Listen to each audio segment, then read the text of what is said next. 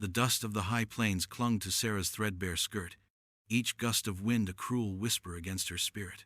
She clutched the worn leather satchel tighter, its contents meager, her hope even more so. The small town of Havenwood seemed less a sanctuary, and more a judgment carved from wood and stone, its handful of buildings huddled against the vast, indifferent sky.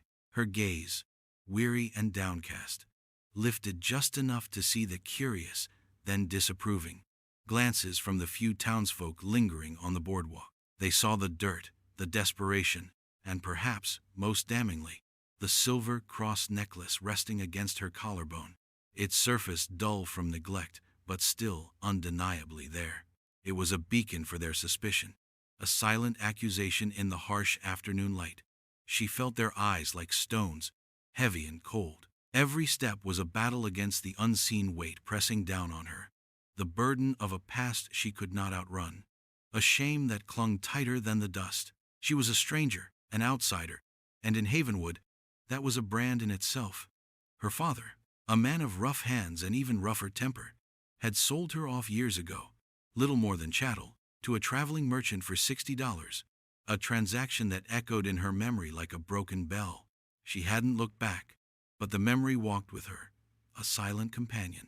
The merchant, surprisingly, had seen her permission first, a small, unexpected dignity in a life starved of it. But the stain of her perceived worth lingered.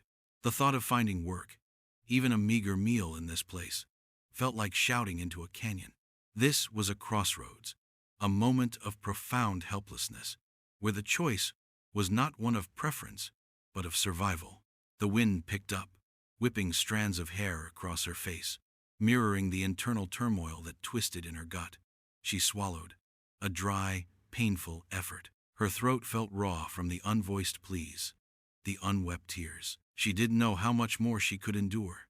The silence of the town, broken only by the creak of a distant windmill, was a heavy cloak, suffocating. She was unwanted, utterly and completely, a truth that had been whispered to her since childhood. This was the raw, open wound of her existence, exposed to the world, a testament to how far a person could fall and still keep drawing breath. Before we get into this tale, let us know in the comments, where are you watching from? And subscribe if you want more content like this one. She tried the general store first, her voice a thin, reedy thing when she finally spoke, asking about any odd jobs, anything to earn a meal or a night's shelter. The shopkeeper, a portly man with narrow eyes, barely spared her a glance, his gaze lingering on her worn boots, then flickering, with a notable twitch, to the cross. He mumbled something about no charity, his words thick with unspoken judgment, turning back to polish a jar of hard candy. Sarah's shoulders slumped. She had expected it, but the bluntness still stung. A familiar wound. She moved on, trying the livery, then the blacksmith, each encounter a repetition of cold stares and clipped, dismissive words. The message was clear, etched into the very air she breathed. You are not welcome here, asterisk. Her desperation tightened its grip, a cold hand around her heart. She felt the weight of her past, the burden of things she couldn't change, bearing down on her with crushing force. She imagined the stories already forming about her, whispers carried on the wind, tainted by prejudice. A wagon rumbled past, heading out of town, its driver, a man with a grizzled beard, giving her a long, assessing look, not unkind, but heavy with observation. That was Elias Thorne, though she didn't know his name then. He had seen the dust, the fatigue, but his eyes held something beyond the usual disdain, a flicker of something she couldn't quite name. He drove a wagon piled high with fencing posts and farm equipment, heading towards the distant hills. He made no offer, no gesture, but his gaze was devoid of the sharp, cutting scorn she'd met elsewhere. He was just a presence, a quiet contrast. As the sun began to dip, casting long purple shadows across the arid landscape, Sarah realized the futility of her pleas. Her stomach ached, a constant reminder of her vulnerability. She found herself standing near the edge of town, beneath a gnarled cottonwood tree, its branches reaching like skeletal fingers towards the fading light. She closed her eyes, a silent prayer forming on her lips, not for rescue, but for strength. She remembered a cold winter night, when her mother, shivering and thin, had taken her hands and whispered of resilience, of finding a way to bloom in the hardest ground. That memory, faint as it was, provided a fragile anchor. A small girl, no older than 5, with bright, curious eyes, emerged from a nearby house, chasing a stray chicken. She paused, noticing Sarah, her innocent gaze lingering on the cross necklace without the usual judgment, just simple wonder. Then, a stern voice from the doorway called her back, and the child vanished. Sarah was alone again, the vastness of the plains stretching before her, a stark reminder of her isolation. Elias had seen the girl, of course. He didn't miss much, especially not the shadows that gathered in the town, the ones cast by its own harsh judgments. He'd seen the way her shoulders slumped, the way her hand instinctively went to the tarnished cross at her throat. He'd seen the scorn in old man Higby's eyes, the dismissive wave from Mrs. Henderson as she hurried past, her pious frown deepening. Elias had known that kind of despair, that kind of loneliness, though his had been a different sort of burden. He'd lived on the outskirts, literal and figurative, for most of his life, a quiet man who kept to himself after his own quiet losses. The girl, Sarah, remained by the cottonwood, a lone figure silhouetted against the deepening twilight. The air grew colder, promising a frost. He knew she wouldn't last the night outside. He debated, as he always did, the wisdom of interfering, of offering kindness, where it would likely be met with suspicion, or, worse, misunderstanding. But something about her utter stillness, the way she seemed to absorb the town's hostility without a flicker of defiance, stirred something within him. She wasn't asking for pity, she was simply existing in its absence. He drove his wagon slowly, deliberately, passing her again on his way out of town. He pulled the reins, the horses stopping with a soft sigh. He didn't look directly at her, instead focusing on the distant horizon, as if deep in thought. "Got a barn needs mucking out," he said, his voice a low rumble rough from disuse, "and some fences need mendin'. Not much pay, but it's a roof and a warm meal." He still didn't look at her, giving her space, a quiet dignity in the offer. He left the choice to her. Sarah froze, her breath catching in her throat.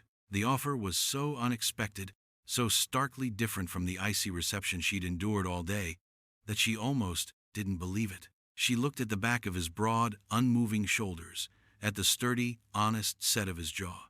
He wasn't demanding, wasn't judging. He simply offered. It was a lifeline, thin but strong, a fragile hope, tentatively extended. Her fingers trembled as she tightened her grip on the satchel. "Yes, sir," she managed, her voice barely a whisper, hoarse from disuse. "Thank you. I'd be grateful." She felt a strange mixture of relief and a renewed fear. Trust was a dangerous thing, a concept she had learned to avoid. But the cold night, the empty stomach, and the gnawing loneliness of her circumstance left her no other choice.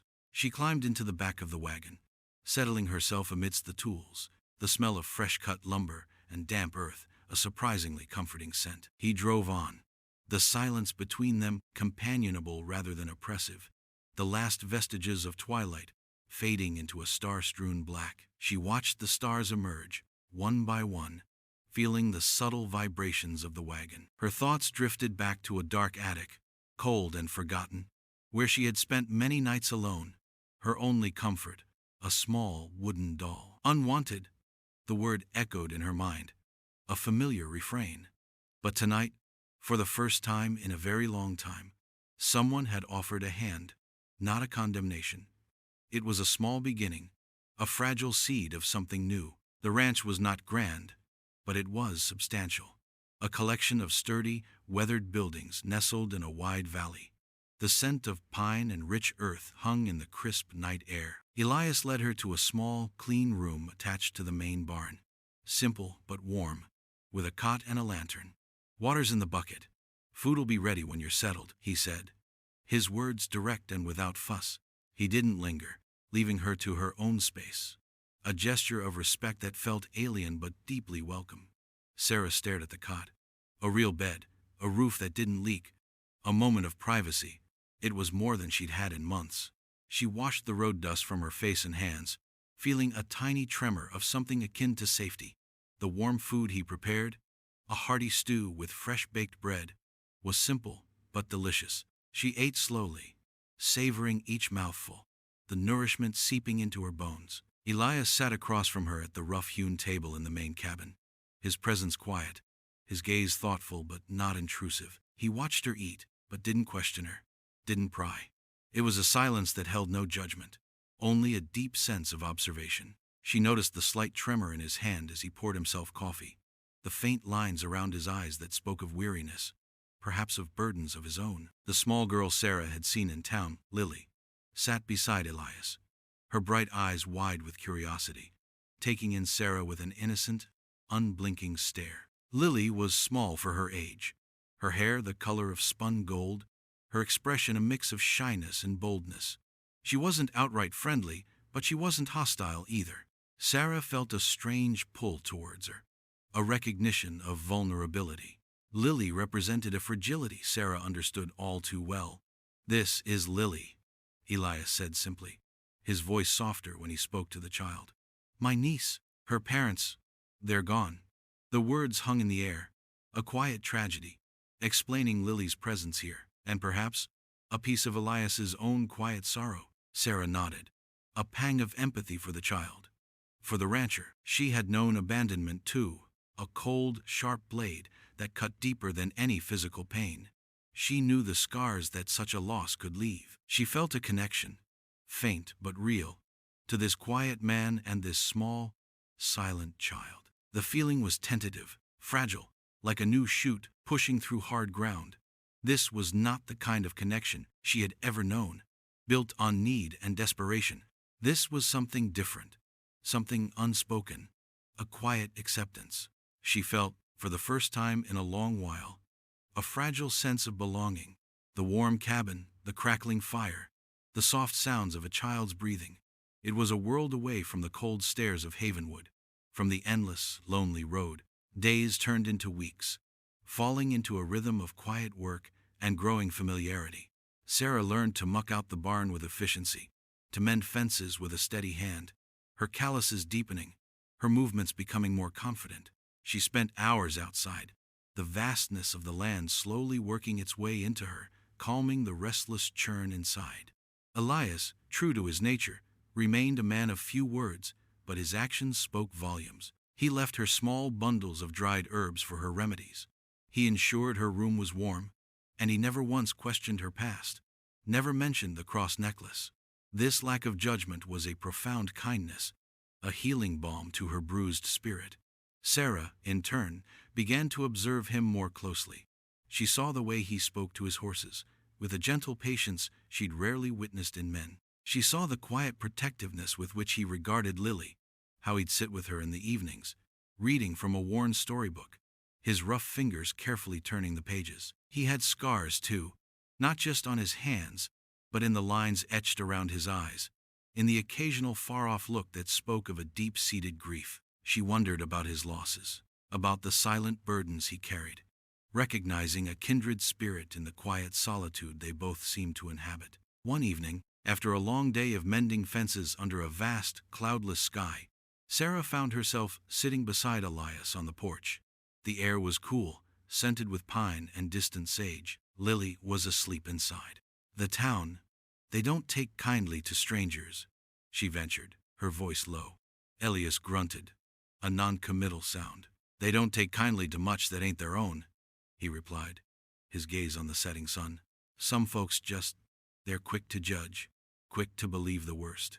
His words weren't a defense of her, but an observation of the world, and in that, Sarah found a deeper comfort. He understood the cruelty of assumption. She thought of her mother, falsely accused of theft, exiled from their community, forcing them to wander, the shame clinging to them like burrs. That was when her mother had given her the cross, a last piece of hope before she faded. "It's hard," Sarah admitted, the words escaping her before she could stop them, "to always feel like you're carrying something heavy that everyone else sees." Elias finally turned his head, his eyes meeting hers. They were clear, direct, and held no trace of the judgment she so dreaded. "We all carry something, Sarah," he said quietly. "Some just carry it where folks can see it easier." His words were a revelation, a quiet understanding that chipped away at the wall she had built around her heart. He didn't pity her.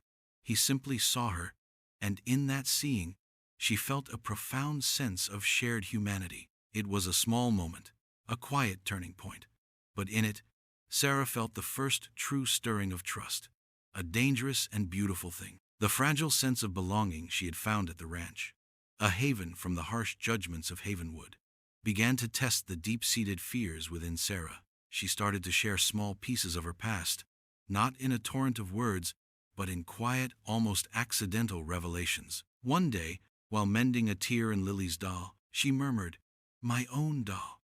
My mama made her." Her voice was soft, laced with a distant sorrow. Elias, who had been watching her work, simply nodded, letting the memory hang in the air without prying. He understood that some truths needed air, not interrogation. This quiet acceptance emboldened her. She spoke of the wandering, of the gnawing hunger, of the times they had to sleep under the vast, uncaring sky. She didn't speak of the specifics of the shame, of the accusation that had torn her family apart, but the echoes of it were present in every hesitant word. She felt the shame, a hot blush creeping up her neck. Even now, it was always there, a phantom limb. The community's judgment, however, was not so easily escaped. One sunny afternoon, Elias had to go to town for supplies, and Sarah, needing threads for mending, accompanied him. As they entered the general store, the familiar hush fell over the small room. Mrs. Henderson, a woman whose every line seemed to speak of disapproval, was at the counter, her eyes, sharp and condemning, immediately fixed on Sarah's cross, then moved slowly to Elias, a silent question, a clear implication of his foolishness. "Mr. Thorne," Mrs. Henderson purred, her voice dripping with false concern. "It's good to see you. And your new helper." The pause before helper was pointed, meant to sting. Her gaze flickered to Sarah, a chilling disdain. Such a good man, Elias. So trusting. Sarah felt the familiar wave of dread, the urge to shrink, to disappear. She clutched the threads tighter, her knuckles white. This was the public shaming she knew so well, a subtle crucifixion of character. Elias, however, did not waver. He simply placed his order, his voice calm, his eyes steady as he met Mrs. Henderson's gaze. "Sarah is a good worker, Mrs. Henderson," he said, his tone quiet but firm, "and a good soul." He didn't raise his voice, didn't make a scene, but his quiet affirmation spoke louder than any angry outburst. He didn't defend her past, but he defended her present worth. His words were a shield, deflecting the woman's poisoned barbs. For Sarah, it was a revelation. Someone had chosen to see her worth, not her perceived failings. Someone stood with her, not against her. A single memory flashed, sharp and painful. Her mother, frail and tearful, facing a mob of angry villagers, no one to stand by her side. Sarah had been just a child, hiding behind a cart, watching her mother take the full force of their scorn. The memory twisted her gut, a reminder of the raw helplessness. But this time, Elias was there. He wasn't just offering a roof, he was offering a shield, a quiet affirmation of her value. The risk of allowing herself to belong, to hope, was immense. But in that moment, with Elias's steady presence beside her, it felt like a risk worth taking. The ranch, once a place of mere shelter, transformed into a true home. Sarah's movements became more fluid. Her laughter, though still rare and soft, occasionally echoed through the cabin. She found a purpose beyond survival, nurturing the small garden, tending to the animals, and most importantly, caring for Lily. The child, once shy and withdrawn, blossomed under Sarah's gentle attention.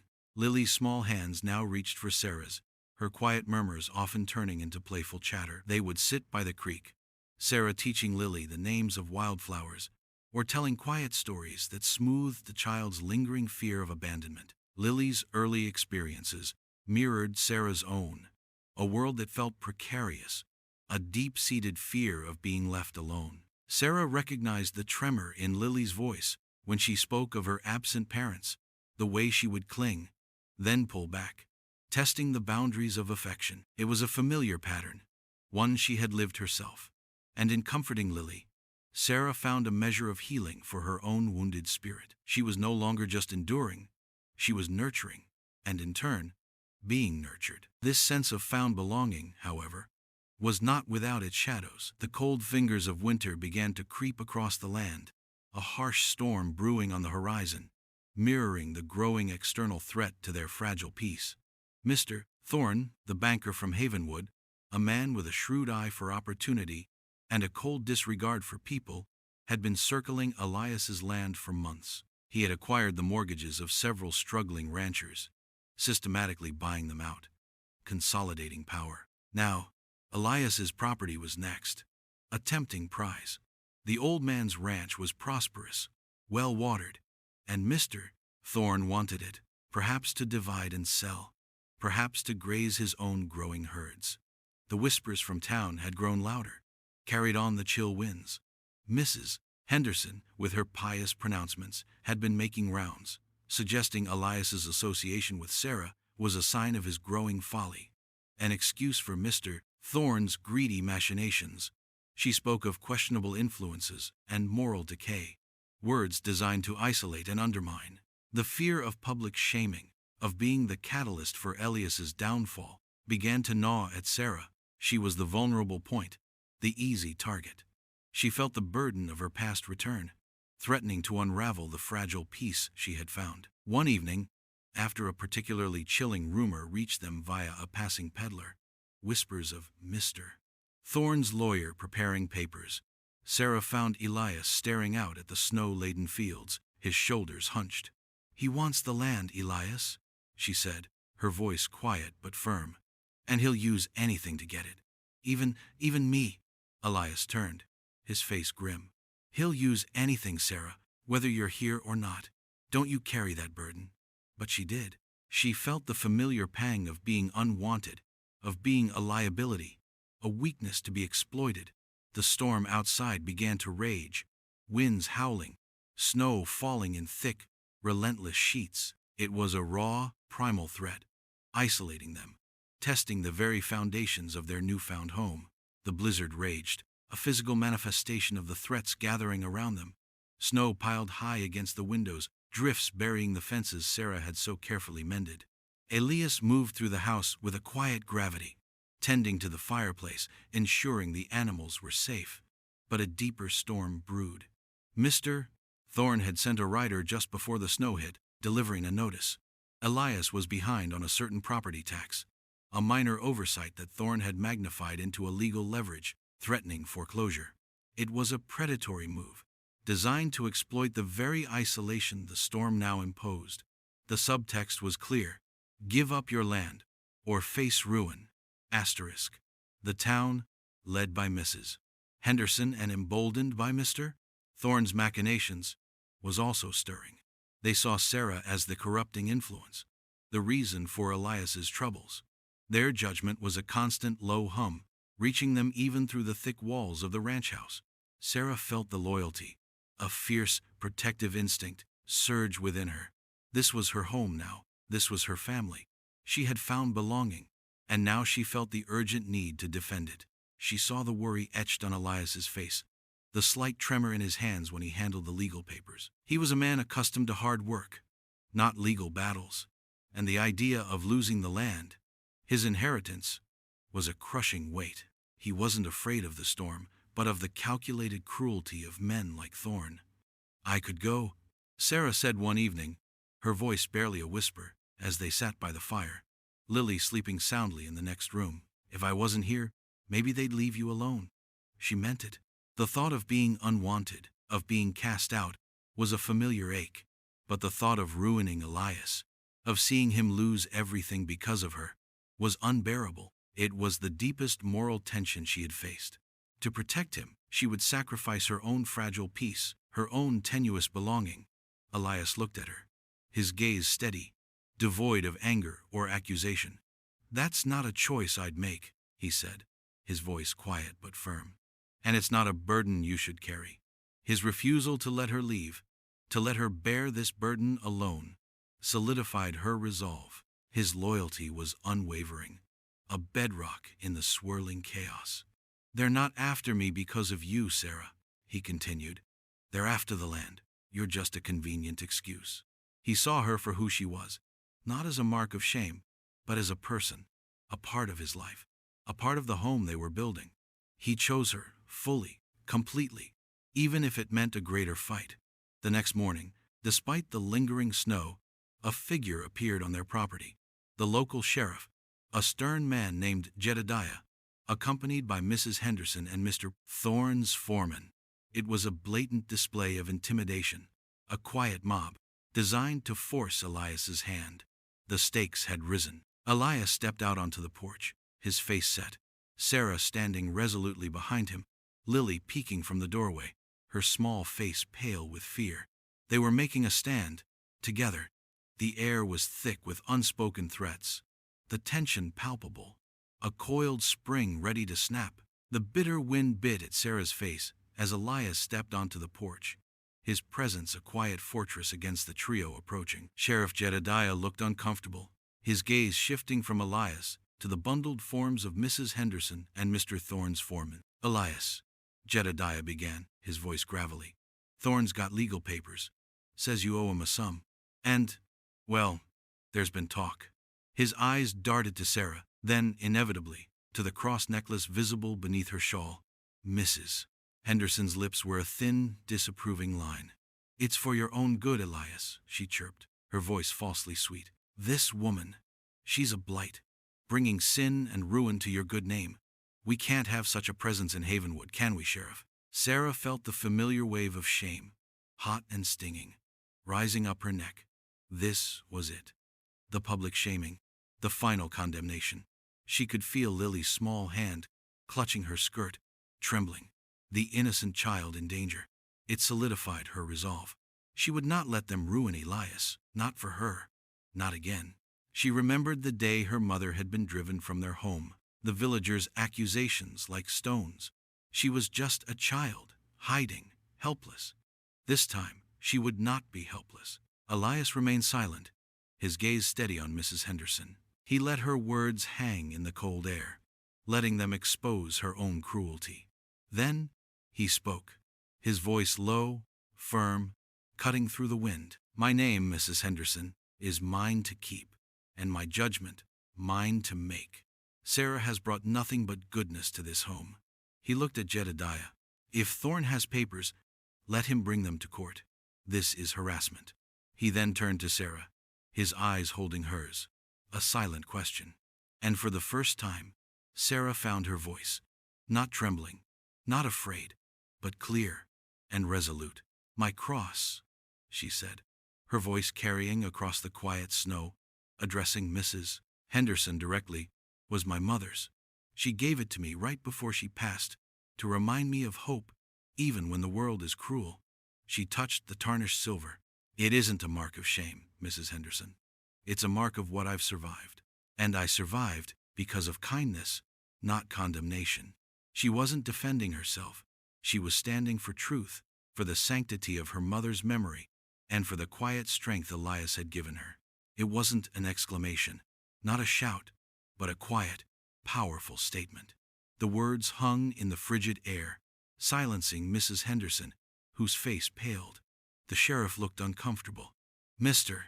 Thorne's foreman shifted his weight, his bluster deflating. Elias didn't say another word, but his arms subtly extended, his hand resting gently on Sarah's back, a silent affirmation of his unwavering loyalty. His choice. He was not just protecting her, he was choosing to be with her, choosing to stand with her.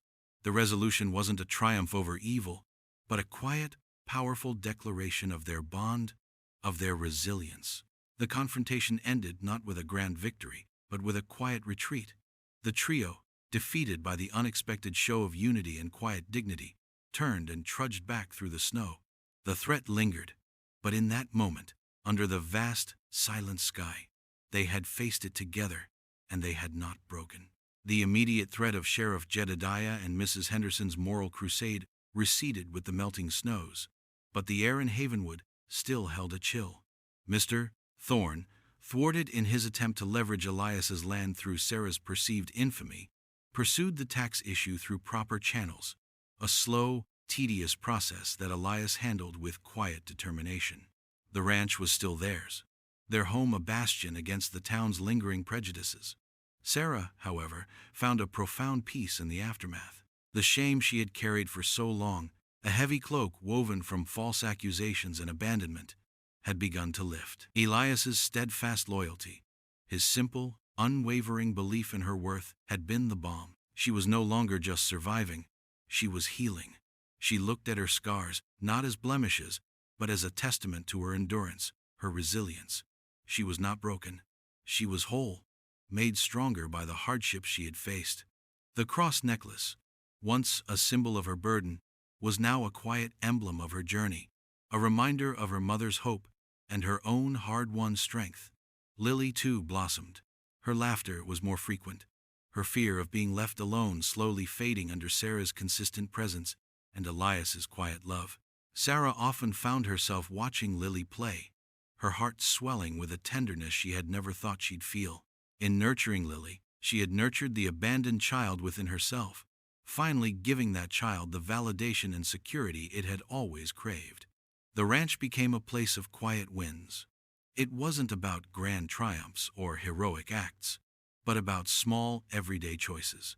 Elias choosing to spend his evenings reading to Lily instead of working on ledgers, Sarah choosing to stay and face the town's slow acceptance, choosing to invest her heart in this place, this family. They were building something, brick by quiet brick, stronger than any rumor or accusation. The old cottonwood tree by the creek, once a symbol of Sarah's desperate solitude, now stood as a metaphor for their enduring strength. Like its gnarled roots, their connection deepened with every season, weathering the storms of judgment and threat. They were rooted. The community's perception of Sarah was slow to change, if it changed at all for some. Mrs. Henderson still offered disapproving glances, and some shopkeepers still maintained a cool distance.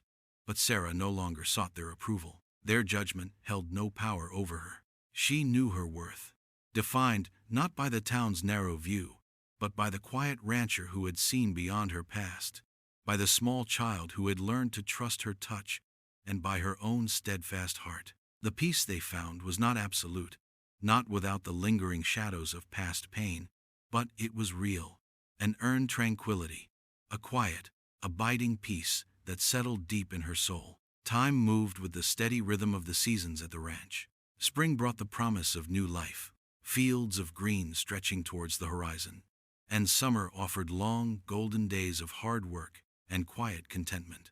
Elias and Sarah worked side by side, their movements synchronized, their unspoken understanding deepening with every shared task, every quiet evening under the star-strewn sky. Lily, now a little older, her voice stronger, her steps more confident, became a lively part of their small, thriving world. She would often trail Sarah, asking questions about the wildflowers or helping Elias with the younger calves, her giggles echoing across the fields. The initial awkwardness between Elias and Sarah had long since melted into a comfortable intimacy, built on mutual respect and shared burdens. They didn't speak of love in grand terms, but it was present in the way Elias would pour Sarah a second cup of coffee without asking, in the way Sarah would mend his worn work shirts with meticulous care, in the quiet glances that spoke volumes. It was a love forged in hardship, tested by external pressures, and affirmed by unwavering loyalty. The town of Havenwood remained largely the same, a mixture of the curious and the condemning. There were still whispers when Sarah visited, still the occasional averted gaze, but now she met those looks with a quiet strength, her head held high. She no longer hid, no longer felt the burning shame of her past. That burden had been shed, replaced by a profound sense of belonging. Some of the younger families, those less entrenched in the old ways, began to show tentative signs of acceptance, a nod of recognition, a brief, genuine smile. But their full integration into the town's social fabric was a slow, gradual process, a distant, lingering hope rather than a present reality. And Sarah was content with that. Her identity was no longer defined by the rejection she had once faced, but by the love she had found, by the family she had built, by the choice she had made to stay and fight for her place. The cross necklace, once a symbol of her perceived shame, now rested against her skin, a quiet reminder of her resilience, her unwavering spirit. It was no longer a burden, but a talisman of hope and of the healing that had bloomed in the hardest ground. Their lives weren't a fairy tale, free of all trouble. There were still hard winters, still the ever-present threat of a harsh world, but they faced it together, rooted firmly in the soil they called home. Their small family, a testament to the transformative power of kindness, of seeing worth where others saw only fault. Elias, the quiet rancher, had truly seen her, not the outcast, but the woman beneath the dust and desperation, the woman who was not broken, but strong. And in that seeing, he had helped her find her own quiet, enduring peace.